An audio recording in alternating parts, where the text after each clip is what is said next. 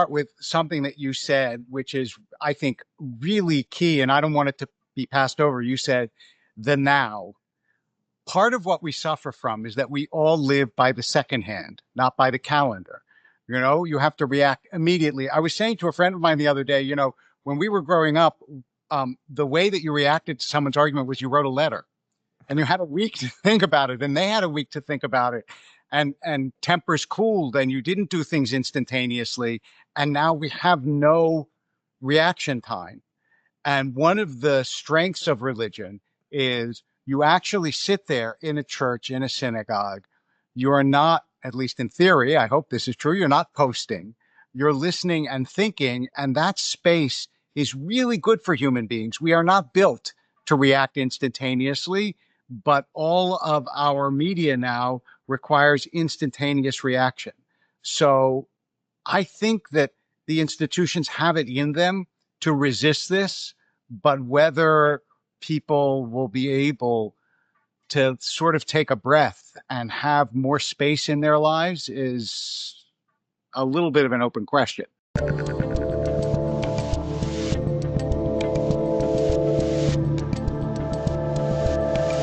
All right, as Jews all over the world are about to roll into year 5786, that's a lot of years, it is my pleasure and honor to welcome back to the show Rabbi David Wolpe, a man who, you've been on the show many times, but I was looking at your resume here, most influential rabbi in America by Newsweek. You've taught at a zillion places in this country and in other countries. You're bouncing around the world. It's a pretty extensive list for a rabbi. I feel like most rabbis, it just says rabbi, maybe worked at a lock store years before, but it's a pretty heavy resume you got here.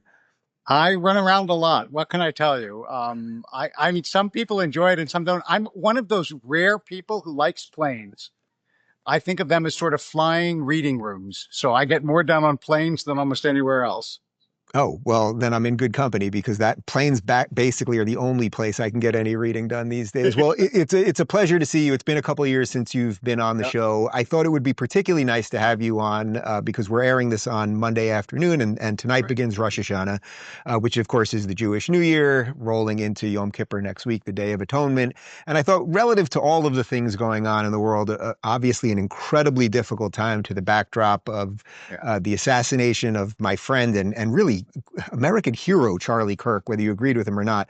I thought this would be a good time to chat. So what do you want to do first? I'll leave it to you, Rabbi. People don't give rabbis instructions. Do you want to do Rosh Hashanah first, or do you want to do Charlie and the state of America first? I'll say a word about Rosh Hashanah. Maybe that will slide us into the idea of Rosh Hashanah in part is renewal. And so I think it is a deep Jewish belief that the way the world is need not be the way the world will be in a month or a year, and that we really do have the potential to change ourselves, and by changing ourselves, change the world around us.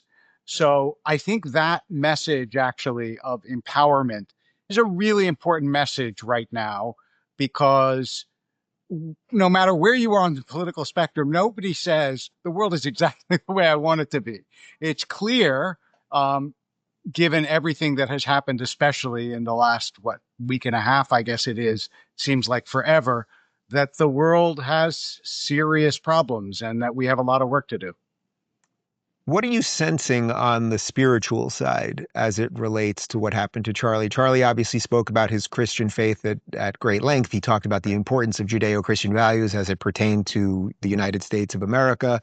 We're seeing all sorts of vigils for him. It looks like church and temple attendance is going up.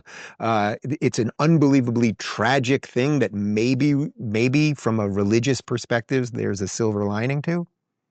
The one thing that I think is, I mean, look, they're always, we never know what the repercussions of any major public event is, just even a tragic and awful public event. But there is, when you talk about religious values, there is a return to the sense, I think, that whether religious people demonstrate them or not has nothing to do with whether they're religious values, like we're as fallible as everybody else. But a sense of gratitude and humility and openness is exactly what we are missing. And I have to say, look, I didn't know Charlie Kirk. I heard him speak once. But to stand in front of people that you disagree with and say, tell me what you think, is so rare in our culture, that alone is a really powerful example and lesson. And it shows both a sense of humility and also a sense of confidence that you actually can listen to another side and it won't destroy you, to be able to be open. As somebody who gets messages from people who are often unwilling to listen, uh, I think that that's an incredible model that America needs very badly. What do you make of that from the perspective of a clergyman? Because I know that years ago when we started chatting, you would tell me a little bit about how politics had infiltrated the temple Sinai temple that you were part of, but it wasn't just Sinai, it was all sorts of things. We see this with churches everywhere that politics have become so derisive and so insidious that the place that is supposed to be the force field against Yeah. against the now, basically, has become so infected with all that. And what do you think? Do you think there's enough strength in religious institutions to fight that? So I'm going to start with something that you said, which is, I think, really key, and I don't want it to be passed over. You said the now. Part of what we suffer from is that we all live by the second hand, not by the calendar. You know, you have to react immediately. I was saying to a friend of mine the other day, when we were growing up, the way that you reacted to someone's argument was you wrote a letter and you had a week to think about it, and they had a week to think about it. And tempers cooled and you didn't do things instantaneously. And now we have no reaction time. And one of the strengths of religion is you actually sit there in a church, in a synagogue. You are not, at least in theory, I hope this is true, you're not posting. You're listening and thinking, and that space is really good for human beings. We are not built to react instantaneously, but all of our media now requires instantaneous reaction. So I think that the institutions have it in them to resist this, but whether people will be able to sort of take a breath and have more space in their lives is a little bit of an open question. Do you find that for most people, not the most devoutly religious people, but for most people, that religion in essence becomes like an insurance policy? So it's like they go about their day and they can be nominally religious or sort of believe, or it's part of their life in some sense, but nothing major. And then something terrible happens, and then the insurance policy kicks in, and they come back home. So we seem to be in a moment right now where people are going back to church, going back to temple. I also obviously want to discuss a little bit what's going on with the Jews in general right now, who Right. seem to be under sort of endless assault. But that probably is somewhat of a frustrating position to put a rabbi or a priest in, because it's like, yeah, we're still here, man. You need us again, something Right. like that. It's true. I mean, in some sense, for a lot of people, it's true. It's not like you don't go to your doctor unless you're sick, and you don't go to your church or synagogue unless there's a crisis. Um, but there are also people who see it the way people see daily exercise. That is, this is what keeps your soul in condition, and it's really hard to be as prepared as you could be unless you actually have given your soul the space day after day to think about things that are bigger than you or greater than you, and to see the world through the eyes of a certain sense of transcendence, of the ability, as I said at the beginning, to be better than you are and to make the world better than you are. All of this is wrapped up in this package that, if you're involved with it all the time, I gotta believe it makes you better. So as most Jews show up to temple for the high holidays, that's Yeah. like a pretty consistent thing. Jews do two things. It's like the high holidays and Right. and Passover, of course. Yeah. And at this weird moment we're at, where you're basically saying, hey, you have some skin in the game. You might Yeah. be able to change some of this stuff. What is it that you would want to hear from the pulpit, from other rabbis that are going to encourage people? What is it that you want them to hear right now to the backdrop of everything we're talking about? So the other night I was speaking at a Catholic university, and one of the things I said to them was the idea that you would gather to hear a rabbi speak at a Catholic university for most of history was unthinkable.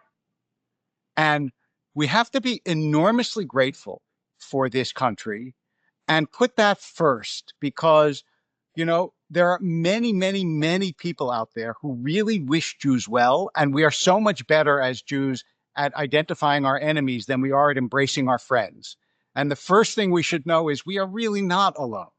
And I think sometimes in our fear, we tend to overlook how much better our position is than our ancestors. I remember when I was in December of 2023, right after October 7th, I was at this conference in Florida near you, and they had 4,000 Jewish teens, and they all asked us, what gives us hope?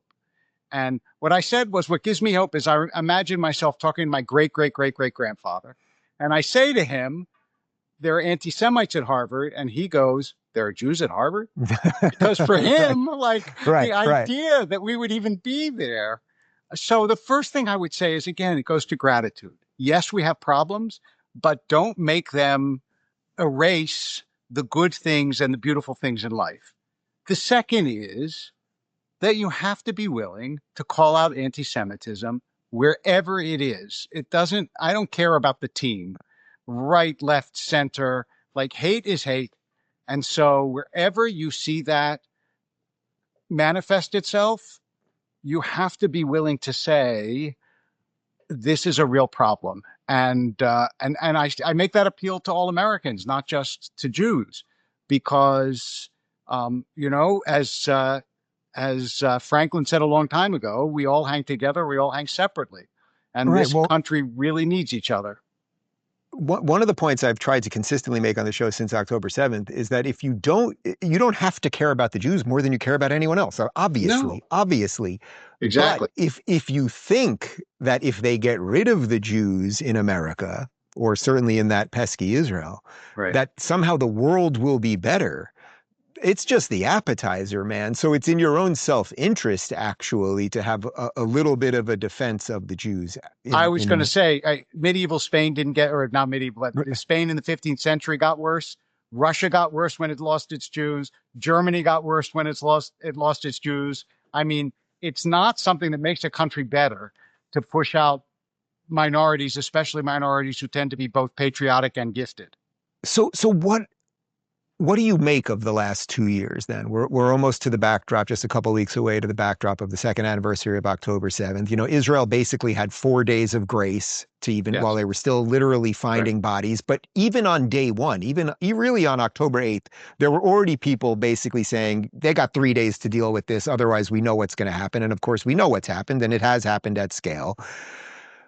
Is this just baked into the code of the story of the Jews in some sense, like what all the holidays are? Some bad stuff happened, we survive, that's God, or thanks to God and belief, and let's move on. I know that's like the most bumper sticker version of it that I could possibly. I mean, except it usually ends with "let's eat," but otherwise, and let's eat. Yeah. So I mean, I would hate to think that it is baked in, although it would be hard historically to say that in some sense it isn't baked in. But I also do think, especially in America, a lot of people cannot imagine empathetically what it is to be surrounded by enemies. I mean, we have Canada, Mexico, and 2 oceans. Whatever problems we have with our neighbors, they're not the kind of problems that a country like Israel has with its neighbors. And so for Americans, it's like, why does this have to be? And the answer is that there is a genocidal cult on the border of Israel. And when I say the border, I'm talking about look a couple streets away. That's what we mean by the border in a country like Israel. And you cannot survive that way. And I understand that for Americans, that's difficult to grasp. But boy, for Israelis, it is not hard to understand.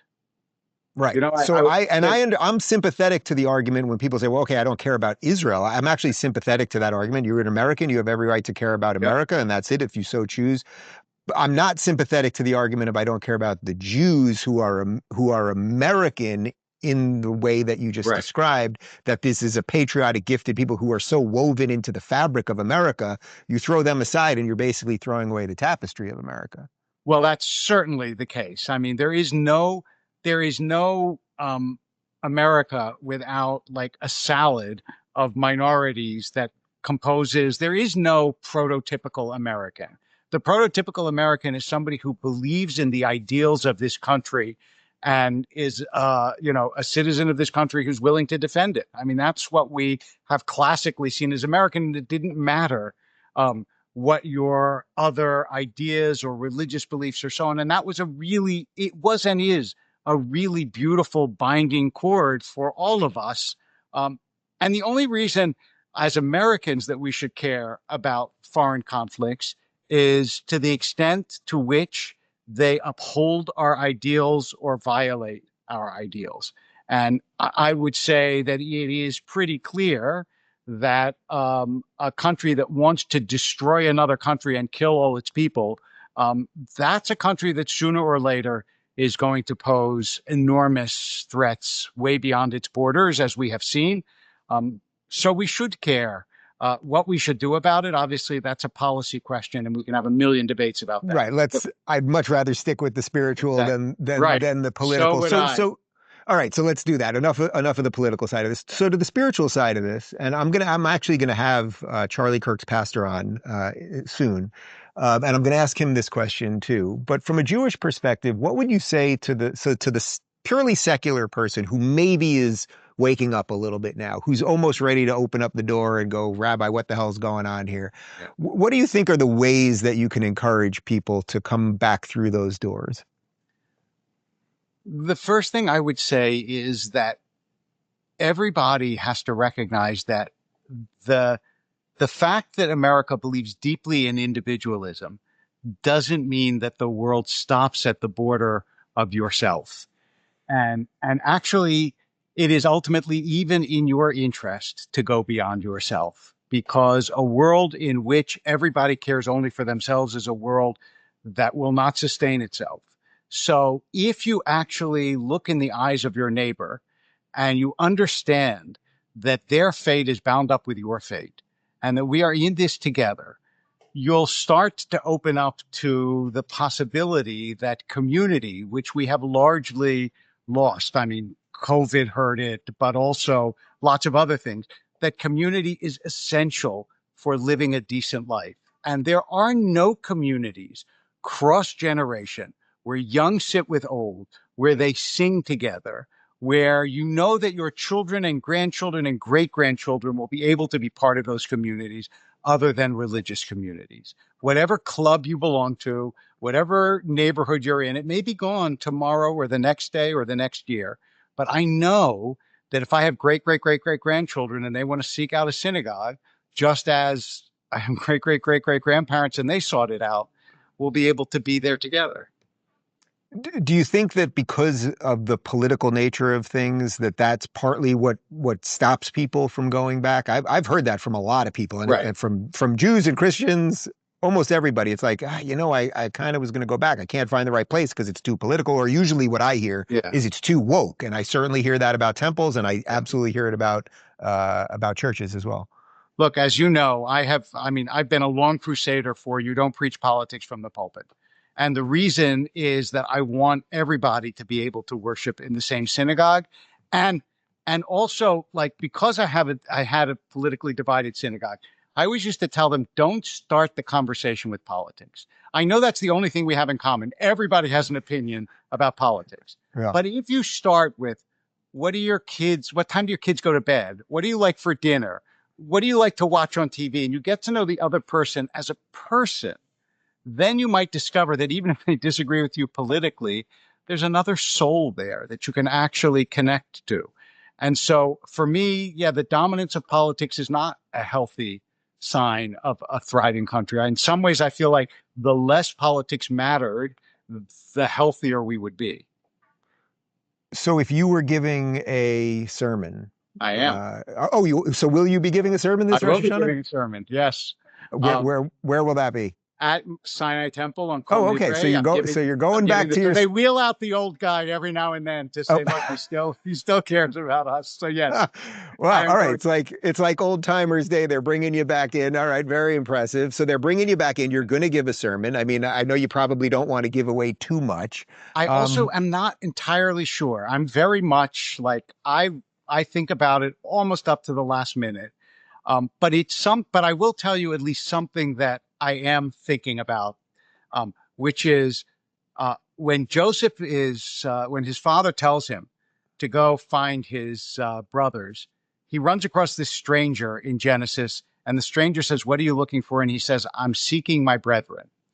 And when I read that line recently in the Torah, it really struck me that I think there is this deep hunger in America to seek one another as sisters and brothers. And so much gets in the way, like political opinion or what you just saw on the internet or what somebody posted.